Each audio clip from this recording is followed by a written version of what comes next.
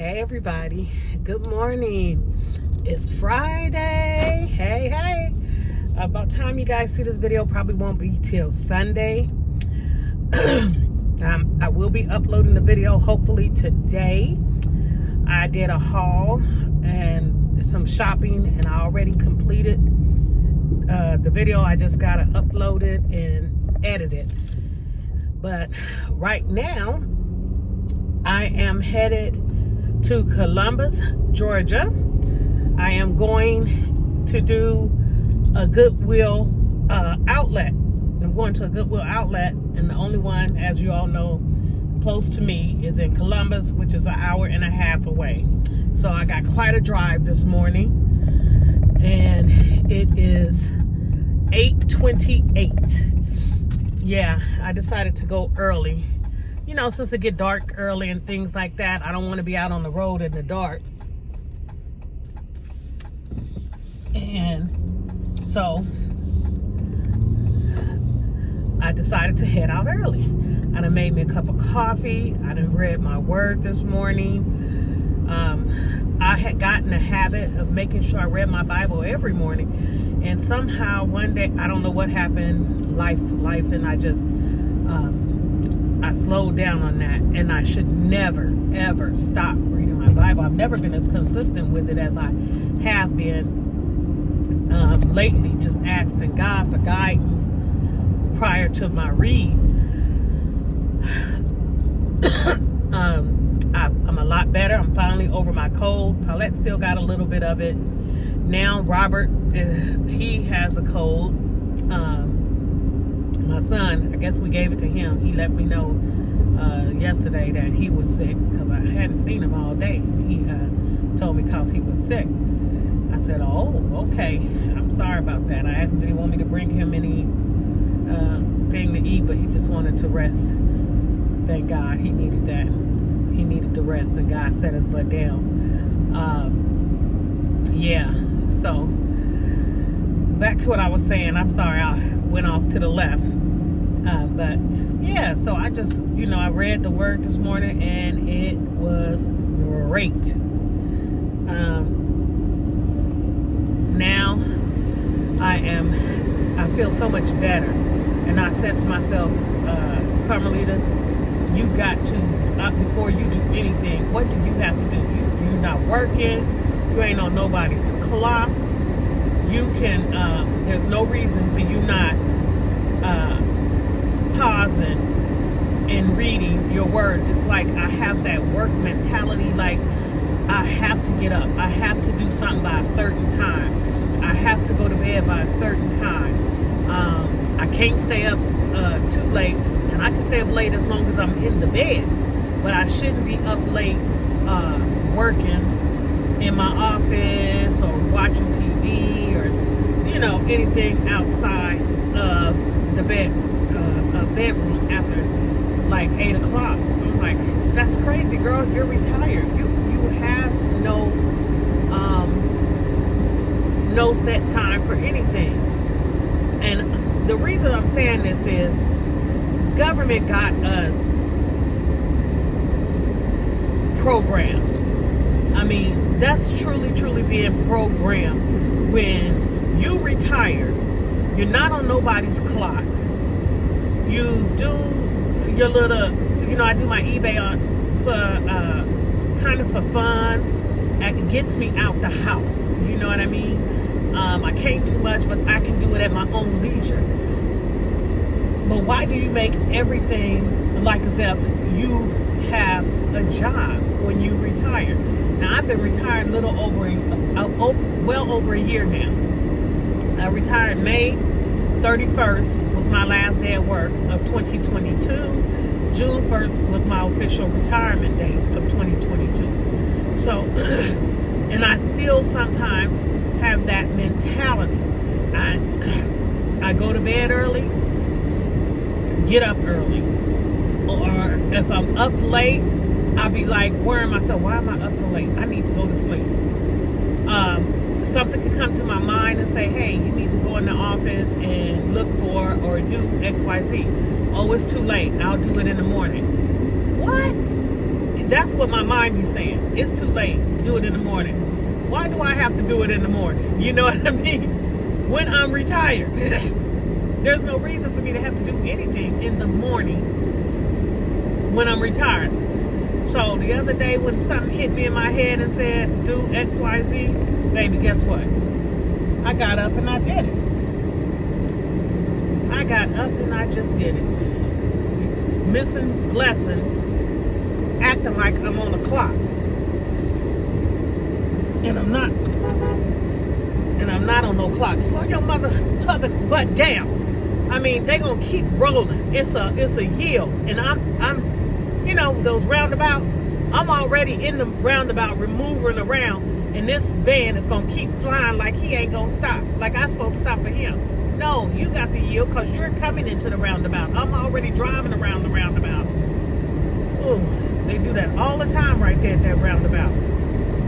Like they don't know how to drive on a roundabout. The signs say yield. Yeah, so anyway, sorry about that little rant. So this morning, I got up. I had been hesitating on whether I was going to go to Black Friday deals or go to the outlet. I'm trying to, because I think I'm going to start selling clothes, and sometimes I may sell other items outside of clothing items, because clothing items is more work, yeah. Washing them and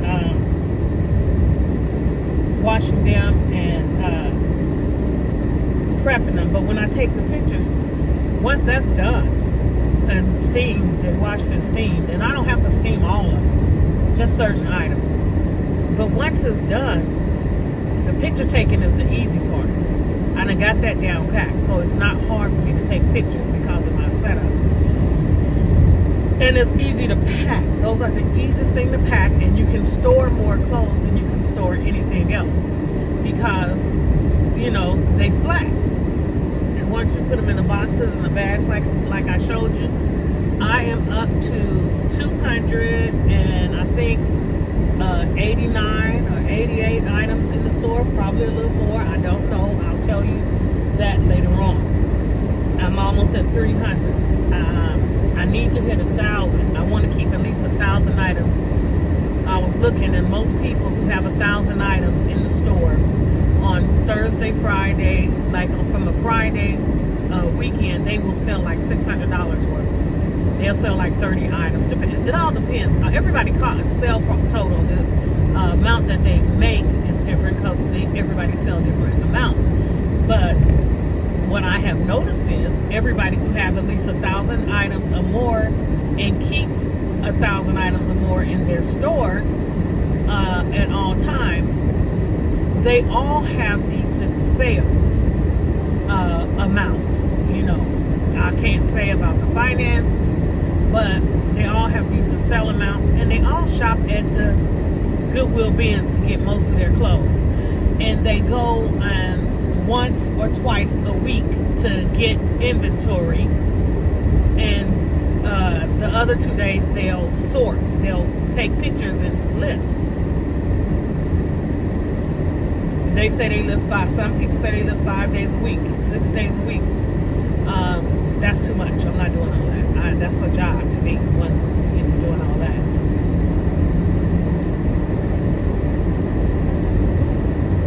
Yeah. And I don't have that time. My hands wouldn't even allow it. They numb up so much. And I'm learning how to use my left hand a little more. But yeah, I'm not gonna be working like that. I can't, and I don't want to. I love spending time with my family. I like going, you know, places with Paulette and stuff, and when the grandkids come over. I like having life. I don't work my whole life. I'm enjoying my retirement, and I'm enjoying, like I said, thrifting and things like that. And I'm enjoying this ride on my way to Columbus. So that's another thing. It gives me a chance to get out. Yeah. But guys, I'm gonna go for now. chit jaw jacking, as Lady T says. I like watching her. She, when I was in the RV, Lady T Sensations, she got me, you know, when I was by myself in the RV, before I retired, living in the RV, I would watch her channel, and it was just, she was just so calming, and it just made life seem so relaxing. She was working from home just like I am, and she's still working from home. Every once in a while she has to go in the office. I would probably still be working had it not had my job let me live in Georgia. I don't understand how a job tells you where you can and cannot live, and meanwhile you're working remotely,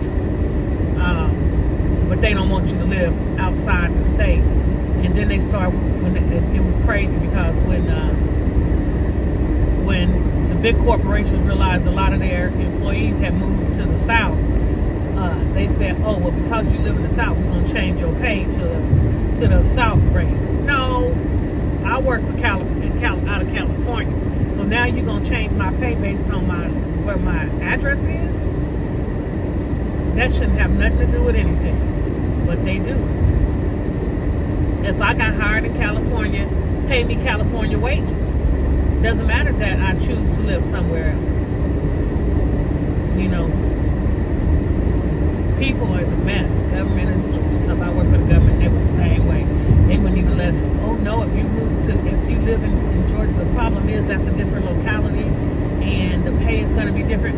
Well, I work in Richmond, and it's people who work in that office who live up in Ukiah, who was living in Sacramento. Sacramento was a different rate than the San Francisco Bay Area rate. You see what I'm saying? But they was allowed to get hired and live in those areas and commute on the train. I even moved to Sacramento when I worked in Richmond, California, in the San Francisco Bay Area, and I would catch the train with hundreds of workers. But you didn't change their pay. But if I moved to a different state, now that y'all got us all working from home, you're gonna change my pay. Bothers my mind, the way they control us. And don't want you to get ahead. You moved there so you can get ahead. You ain't moving out of state from where your family is to stay the same. You're moving out of state to get more for your money and to save more. Anyway, I'm going to talk to you all later. I'll see you all when I get there. Hey, thank you all for watching. I hope you enjoyed this little short vlog. I'm going to come back with the haul in the next video. Please hit that subscribe button, hit that thumbs up button, and share my videos if this is your first time watching. This is the Leader's World. Also, if you're returning, thank you so much. I truly, truly appreciate you for following along with me on my life after retirement. This is Carmelita with the Leader's World.